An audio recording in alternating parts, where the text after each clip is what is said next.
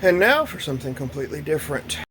Rebecca wanted some overhead storage. You can see the rafters here in the cabin loft. I'm not used to doing this backwards. Um, you can see the rafters here under the loft, and she was gifted a bunch of these slats. Now these slats will cover two what we call the bays between the rafters, and have a little bit more sticking out. So what I'm going to do is I'm going to take the slats outside. I'm going to drill holes. I've already marked one as a template. I'm going to drill holes where they will cross the rafters so that I can then put wood screws into them and have a little overhead storage. So let's head outside to the makeshift workbench. All right, here we are outside at the makeshift workbench with the first slat up. This is the one that I marked off to use as a template. You'll be able to see here the first line there. The rafter is going to rest right there. It'll be flush against the back side. Come down to this one. Marked both sides of where it crosses the rafter. The last one where it crosses the rafter. And then you can see the overhang, which is going to be another little small shelf that won't go all the way across the full width of the bay.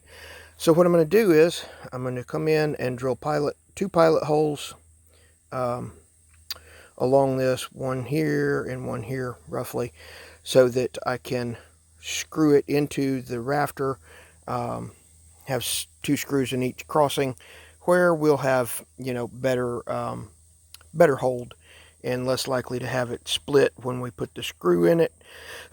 One thing, excuse me, pollen is really bad, guys. One thing that I highly encourage is clamp your work with something other than your hand. Now, yes, I do not have the 2x4 clamped on the sawhorses. I'm drilling through the slat. Not going to be putting torque on the 2x4. It's there to prevent splintering on the underside of the slat so that everything stays nice and tidy. Alright, I've marked off my first two pilot holes. At this end, with the tip of the screw, we're going to drill 1/8 inch pilot holes and see how that turns out. It looks like it's smaller than the shaft of the screw, so we shouldn't have any problem with having over drilled holes.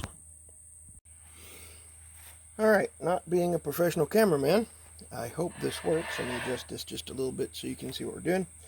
We're going to put two pilot holes right here, and then I'm going to flip the board around. We're going to do two more down here, and then the two down at the far end. Alright, here we go.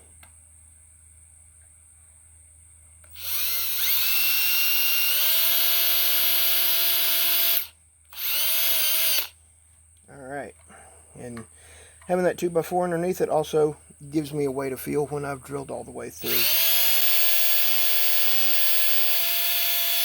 the slat, because I can definitely feel a difference in the resistance. Alright, we flip this around, line up on these two, on this pilot hole. Well, there's something you don't see every day. Drilled a little too far, drilled into the 2x4, and my drill bit decided it wanted to stay put. So, we'll do a little doctoring, and we'll be right back. Alright, here's a quick look at how I set up the template board here. You can see the marking on it. I just clamped it down alongside the blank, whatever. It's hot, I can't think. The piece that needed to be drilled, and just kind of followed in a line on where the holes needed to be, and then down at the far end as well. So that's how I did it. I just clamped them side by side. No tricky measuring this, that, or the other. Again, like I said, improvised, makeshift. That's how we do things around here most of the time. Anyway, so we've got 12 slats, and then we'll move inside and start putting them in place. Well, that certainly wasn't supposed to happen. If anybody thinks the drill bit looks a little short, you're right. It appears to have twisted off in that hole right there.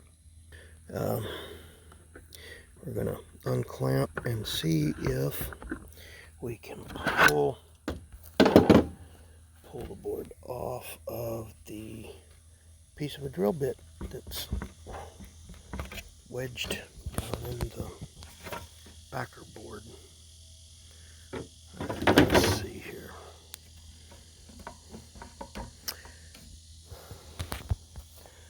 Does not look like it's going to give up easily. Oh, there it goes.